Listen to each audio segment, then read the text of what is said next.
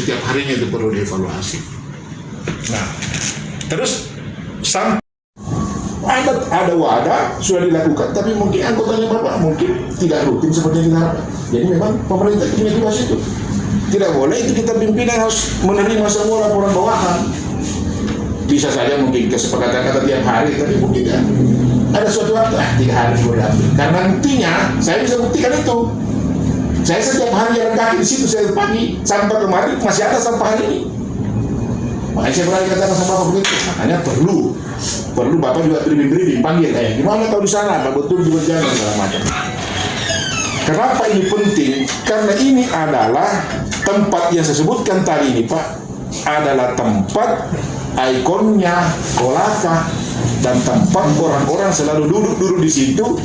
Kalau itu rusak, kalau itu sampah tidak diurus, maka itu indikator Kolaka kotor. Bahkan kami pernah di WA itu ada orang Barat, ada orang Perancis dibawa sama teman-teman mereka siapa, itu divideokan dan dikirim ke saya pas di depan rumah adat itu. Nah, jadi memang siap atau tidak Pak, kita ini selaku pejabat yang diberikan tanggung jawab, ya memang begitu. Setiap saat kalau perlu orang-orang di bawah Bapak itu kontrol baik-baik. Dulu namanya Dinas Lingkungan Hidup dan Kebersihan ya. Sekarang kan tidak ada lagi. Tapi tugasnya masih melekat. Gitu. Definisi pengolahan persampahan itu adalah mulai dari keluar rumah masyarakat sampai kepada TPA. Itulah sebenarnya tugasnya Dinas Lingkungan Hidup. Nah, di dalamnya kalau ada kesepakatan antar misalnya unit-unit pengelola atau antar lembaga, misalnya ke kepala lurah dan segala macam, itu bahagian daripada upaya Dinas Lingkungan Hidup untuk bagaimana lebih membuat ini semua pengelolaan lebih baik.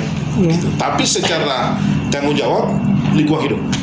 Nah, makanya karena ini menjadi bahagian yang akhir-akhir ini banyak sorotan, ya, mulai dari kuliner itu mulai dari sebenarnya sekarang itu kalau kita bicara kuliner saja mulai dari Panjang Ibu Semani sampai dengan jembatan itu kalau kuliner yang situ ya.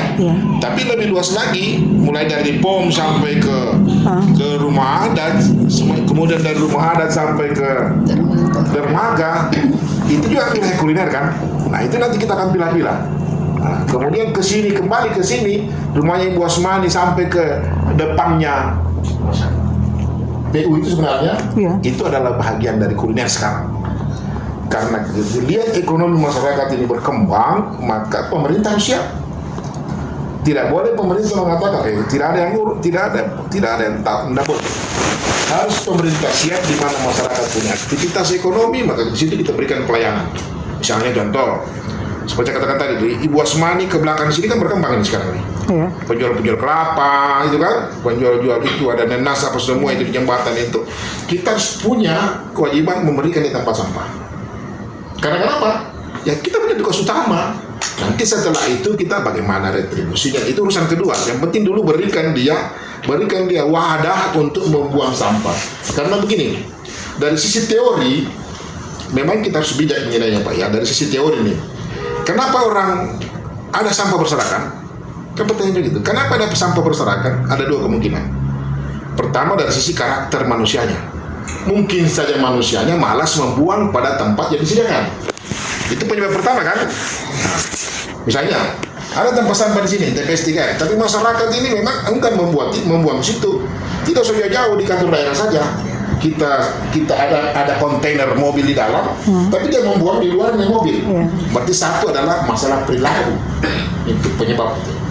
Yang kedua, bisa saja memang tidak ada fasilitas yang disiapkan, sehingga masyarakat membuang sempat tempat. Dua penyebab ini itu yang tugasnya lingkungan hidup harus lagi apa penyebabnya. Tapi andai kata kita sudah punya tempat, ya kan, kemudian rutinitas pembuangannya setiap saat itu diambil dan tidak ada alasannya untuk membuang di tempat lain, ya kan, berarti itu masyarakatnya. Nah, kalau masyarakatnya siapa punya urusan, ya Pak Lurah kita panggil, kira-kira begitu kan. Kita tidak punya akses ke masyarakat. Tapi kalau memang itu masyarakat membuang, seperti yang saya lihat, beberapa hari saya cermati, bahkan berbulan saya cermati. Sekarang ada pembuangan sampah itu di ujung kuliner di sini. Iya. Di ujung itu, pas di depannya itu apa? Jembatan. Rumah itu bukan. Mbak Berti. Depan rumahnya Mbak Berti dulu. Oh, Pak Ada di situ. Itu.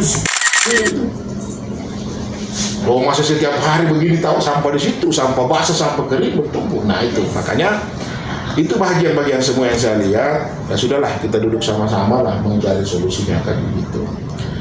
Nah, kalau dari sisi kuliner itu tadi ya, Pak Tetek itu tanggung jawab hanya membuang sampah yang ada di tong sampah kering itu ya.